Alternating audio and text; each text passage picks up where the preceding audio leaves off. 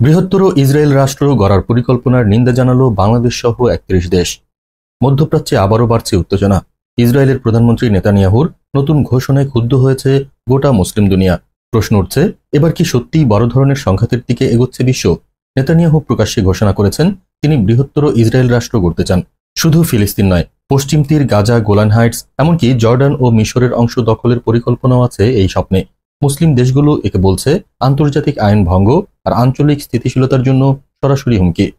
শুক্রবার প্রকাশিত এক যৌথ বিবৃতিতে বাংলাদেশ, পাকিস্তান, সৌদি আরব, মিশর, তুরস্ক সহ ৩১টি দেশ নেতানিয়াহুর এই পরিকল্পনার তীব্র নিন্দা জানিয়েছে।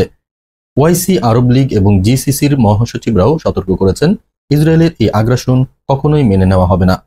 মুসলিম দেশগুলো স্পষ্ট জানিয়ে দিয়েছে, ফিলিস্তিনের ভূখণ্ডের উপর ইসরায়েলের কোনো সার্বভৌমত্ব নেই। বসতি স্থাপনও জাতিসংঘের প্রস্তাবের সুস্পষ্ট লঙ্ঘন।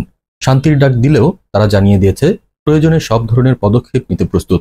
এখন প্রশ্ন, নেতানিয়াহুর এই উগ্র স্বপ্ন কি ইসরায়েলকে আরো বিপদের দিকে ঠেলে দেবে, নাকি মুসলিম বিশ্বের ঐক্য এবার তাকে থামিয়ে দেবে?